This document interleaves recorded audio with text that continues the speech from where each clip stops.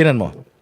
Mas magaling ba si Narbasa kaysa dun sa tulo sipon sa sipunin na abogado ng prosecution? Mas magaling ba si Narbasa? Oo, bakit?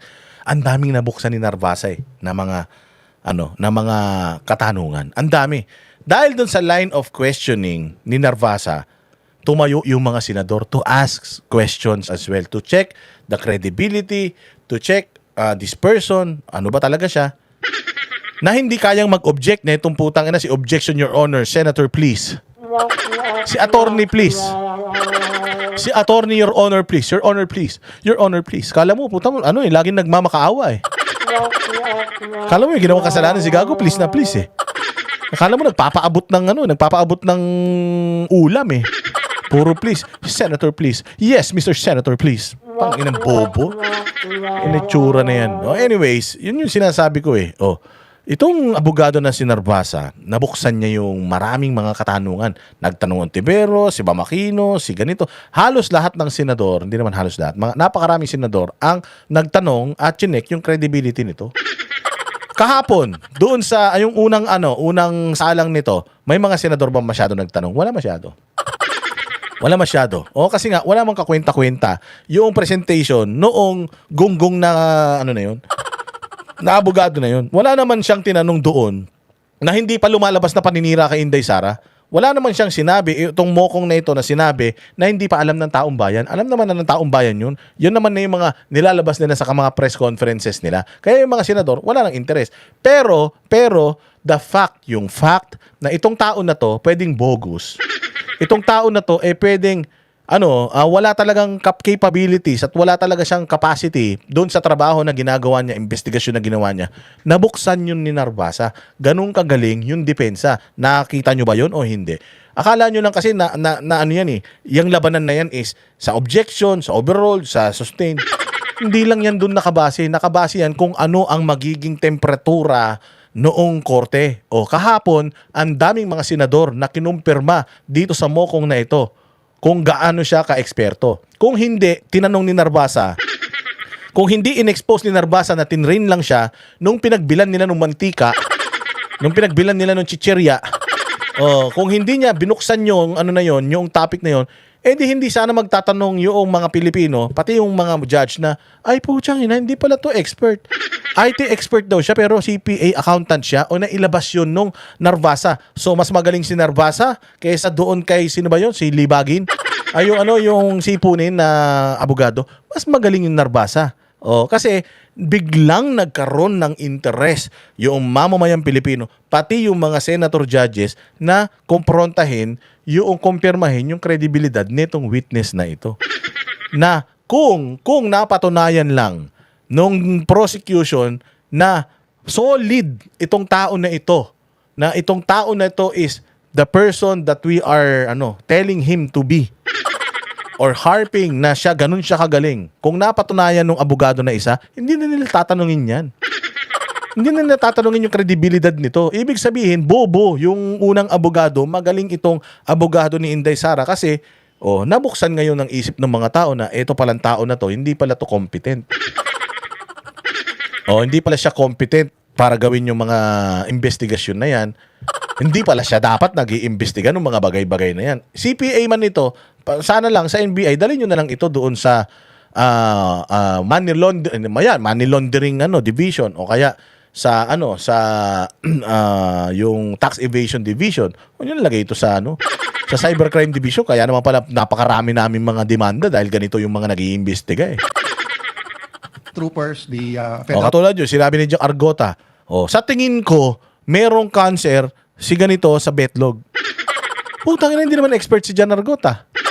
At sinabi naman niya, sa tingin ko lang, ang pagkaka-interpret ko dito sa nabasa ko na ito ay, bakit may kaso si Jan Argota ng cybercrime libel? At ito yung isa sa nag-imbestiga.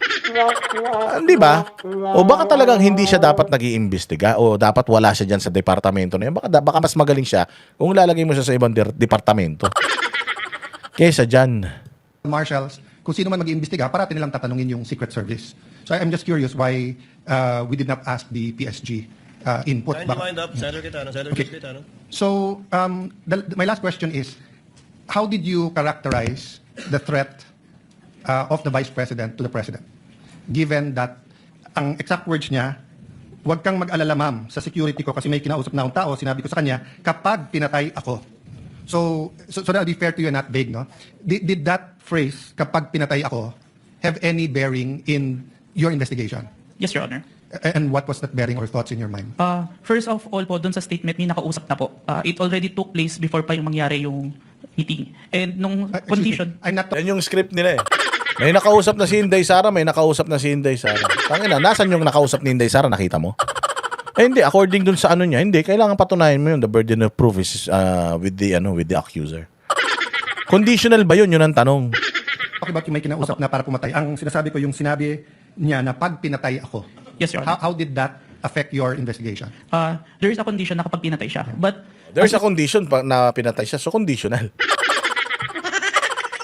Ganun to, tanga. Ganito lang kasi yan. Para sa akin, attorney Cayetano, para sa akin, death threat yun. Hindi man po ako abogado, hindi rin naman ako judge. It's up for debate. And malalaman lang po natin yan kapag sinabi na ng korte whether threat talaga yan or not.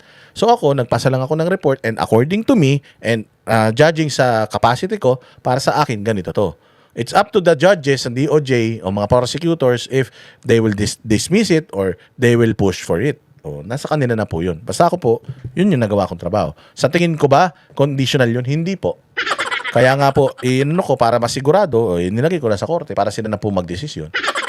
Hindi ba? Pwede naman ganun eh. Pero yung po siya para kang ikaw ang Diyos. Hindi ganun. Mali yan. we can see it's only applicable if there is only two parties. The statement make a loophole wherein a third party can use that na kapag namatay si BP, ma-execute niya yung statement ni BP na may nakausap na siya without the participation of the one mentioned, the President, the First Lady, and the Speaker of the House, Your Honor. That's fair. But what I'm saying is that in your reports, did you characterize it as a conditional threat? Kasi kung hindi naman siya pinatay, the logical implication is that there's no threat against the... So I'm not saying it's not illegal, immoral to contract a killer.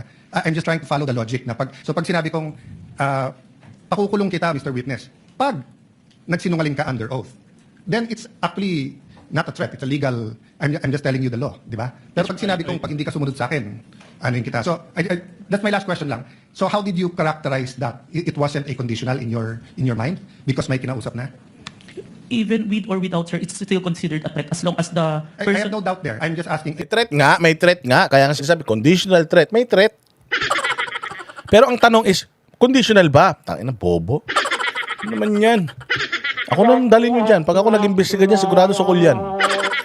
Naman to, mahina naman ng bombilya pala nito eh. Kinuha-kuha nyong nasa NBI pa. Ano ba naman yan? Is it a conditional threat? Based on our affidavit, sir, I believe it's conditional. Ayun naman pala eh. Conditional naman pala eh. Pinahaba-haba mo pa. Conditional naman pala. Ano sabi ni Robin? Maraming salamat po. May certification, sir. Yes. Opo. Tapos, nung February 14, naging sufficient na for conduct of preliminary investigation. Nasagot po ba yung 7 na sinabi dito na para, ang sinasabi po kasi dito, nung February 5, merong 7 na kulang. I believe so, sir. That's why we have received a certification, sir. Ayun. Kasi po, parang narinig ko kanina, hindi po naibigay yung original copy nung sinagawang interview kay Vice President Sara Duterte. Yung original po, na kopya, kung sino po yung nag-record. Wala po kayong affidavit? Meron po ba kayong affidavit na nakuha nyo? Yes, sir. Ako po yung ang inire-request po ng DOJ dyan is affidavit po nung nag-screen record, which is my affidavit, Your Honor. Meron po siyang affidavit? Ako, sir. Ako po yung nag-execute, sir. Hindi po yung mismong tao? Yes po. Ang hinihingi po kasi ni DOJ is kung sino yung nag-screen record through OBS, sir. Hindi po yung mismong tao? Yes, Your Honor. Kayo lang po yung nag-affidavit? Yes, Your Honor. Nakikasi ibig sabihin ni Robin. May affidavit ba yung tao na mismong nag-record nun? Ako po nag-record. Hindi kasama ka sa kaso. Ako pala nag-record eh. Lahat yung mga nandoon pinatawag eh. Hindi na naintindihan yung sinasabi ni Robin na raw footage, raw video, yung mismo, halimbawa, ako yung tao. Ako yung may hawak ng camera habang nagsasalita sila Inday Sara. Camera ko yun. Nandoon yung data, pumupunta rin sa camera ko. Yun yung original. Yung kinopya mo, sir, downloaded yun. Or screen recorded yun. Is it original? Is it unoriginal? No. It's not an original copy. Kailangan makuha mo yung original copy, the raw video, and then what you have, you should compare it side by side. If parehas yun, and then may certify yun na this is a certified true copy of this ganito. Ganon yun. Pucha, hindi kayo marunong eh. Oo, kayo talaga. Pero meron po kayong pagkakataon ba na nakausap niyo yung tao at nagbigay siya ng affidavit? May I clarify, Your Honor, if sinong tao yung tinutukoy? Yung nag-record. Ang hina ng Ako po yung nag-record through OBS, sir. ang hina ng radar mo. Napakahina ng radar mo, sir. Diyan pa lang. Ako sa'yo, magtanim ka na lang ng kamote. Po, yung mismong nag-record po kay Inday, sa Vice President. Nakausap niyo po ba? Yung raw file po. Kasi napakahalaga po nun.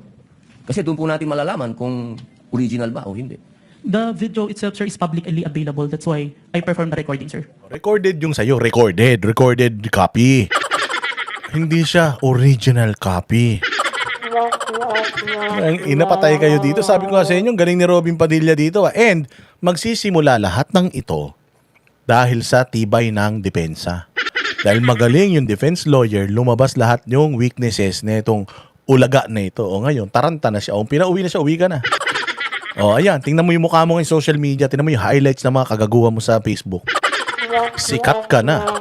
O, dati ikaw nag-iimbestiga nung mga tinatapik sa internet. Ngayon, ikaw natapik sa internet. At forever ka na nandiyan dyan, boss. Opo. Pakisagot na lang po, mahal na saksi, kung nakuha niyo po ba yung original. Yung original, hindi po yung galing sa internet. Sa original, no, sir. Tapos ang usapan. Tapos ang boxing. Kami ang boses ng masa, hindi natatakot. Katotohanan lang, di kami nalulunod. Walang bahid ng sismis, lahat ay totoo. Kahit sino ka pa, pag mali ka babanatan ka. Walang pinipili kulay, wala kaming kinikilingan. Basta para sa bayan, kami lalaban. Pagtama palakpakan, pag mali banatan. Di matitinag, di matatakot, para sa bayan tuloy ang sigaw. Sa harap ng kamera, walang halong takot. Mga baluktot, lahat kayo'y tutumba. Ang hustisya at totoo, yun lang ang mahalaga. Kahit sinong harang, di kami matitinag. Walang pinipiling kulay, wala kaming kinikilingan. Basta para sa bayan, kami lalaban. Pagtama palakpakan, pag mali banatan. Di matitinag, di matatakot, para sa bayan tuloy ang sigaw. Kung nasa tama ka, ikaw ay aming kasama. Pero pag mali ka, handa ka na bang mabasa?